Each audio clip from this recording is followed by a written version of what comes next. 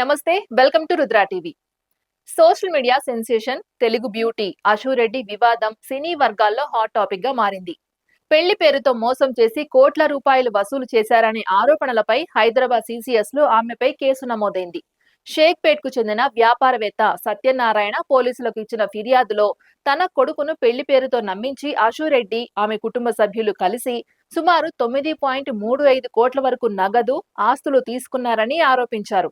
పలుమార్లు నగదు రూపంలో డబ్బులు తీసుకున్నారని, లగ్జరీ కార్లు కొనుగోలు చేయించుకున్నారని, ఫ్లాట్లు, బంగారం కూడా తమ డబ్బుతోనే తీసుకున్నారని ఆయన పేర్కొన్నారు.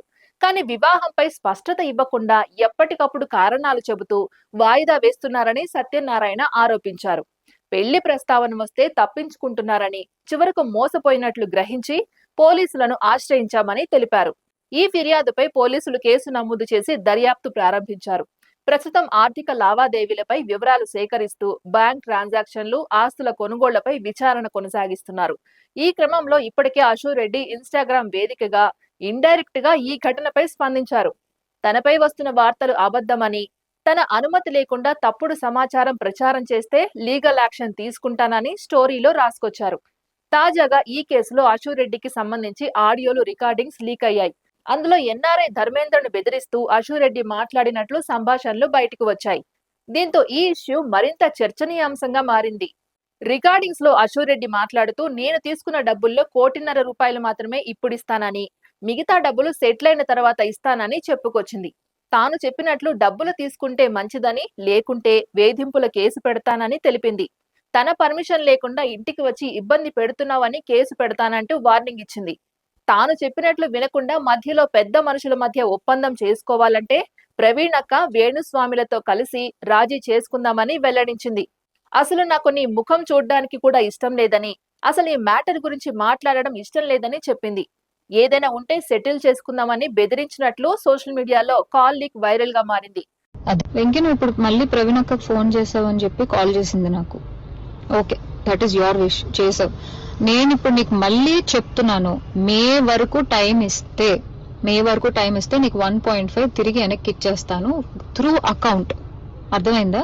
త్రూ అకౌంట్ మే వరకు టైం ఇస్తే నేను నీకు మళ్ళీ వెనక్కి ఇచ్చేస్తాను. ఆ మిగిలిన డబ్బులు అంటావా, నేను లైఫ్ లో సెటిల్ అయినప్పుడు నా దగ్గర ఉన్నప్పుడు నేను ఇస్తాను. అది కూడా నేను ఇవ్వను అనట్లేదు. లేదు, కుదరదు, నాకు ఇదంతా అవ్వదు అంటే పెద్ద మనుషులకి నువ్వే ఫోన్ చేసావు కదా. నా జీవితంలో పెద్ద మనుషులు ప్రవీణ గారు మాత్రమే.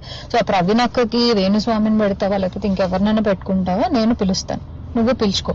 ఓకే, నేను ఇంకా నీ ముఖం చూడాలనుకోవట్లేదు, ఈ విషయం గురించి మాట్లాడాలనుకోవట్లేదు. నాకు మే అనే ఒక్క టార్గెటే కనబడుతుంది, మే వరకు నేను నీకు డబ్బులు ఇవ్వాలి అంతే. లేదు, కుదరదు, కాదు అంటే నేనే పెడతాను హెరాస్మెంట్ కేసు. ఎందుకంటే మా అక్కని ఇన్వాల్వ్ చేస్తున్నాడు, మా మమ్మీని ఇన్వాల్వ్ చేస్తున్నాడు, లేకపోతే మా ఇంటికి వస్తానంటున్నాడు. అసలు నా పర్మిషన్ లేకుండా నువ్వు మా ఇంటికి రావడం ఏంటి, లేకపోతే నేను మీ ఇంటికి వెళ్ళడం ఏంటి? ఇంట్లో వాళ్ళు ఇన్వాల్వ్ చేసుకోకుండా నువ్వు నేను మాట్లాడాలి, నువ్వు నేను సాల్వ్ చేసుకోవాలి అంటే నా వైపు నుంచి ప్రవీణక్క, వేణుస్వామి మధ్యలో కూర్చుంటారు. మే వరకు నేను ఆ డబ్బులు సెటిల్ చేస్తాను. అది. ఇక అశురెడ్డి సినీ బ్యాక్గ్రౌండ్ లేకపోయినా టిక్ టాక్ వీడియోల ద్వారా విపరీతమైన ఫాలోయింగ్ ను సంపాదించుకుంది. జూనియర్ సమంతగా పేరు తెచ్చుకోవడమే కాకుండా ఆ క్రేజ్ తోనే బిగ్ బాస్ లోకి ఎంట్రీ కూడా ఇచ్చింది.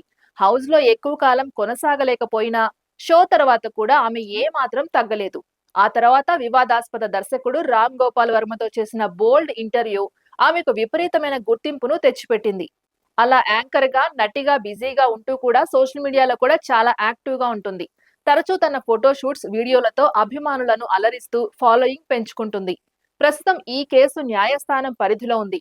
తెలంగాణ హైకోర్టులో అశురెడ్డి దాఖలు చేసిన పిటిషన్ పై విచారణ జరగనుంది. కోర్టు ఎలాంటి నిర్ణయం తీసుకుంటుందన్నది కీలకంగా మారింది. ఈ కేసులో నిజమేంటి, ఆరోపణలు ఎంతవరకు నిజం అన్నది కోర్టు విచారణలో తేలాల్సి ఉంది.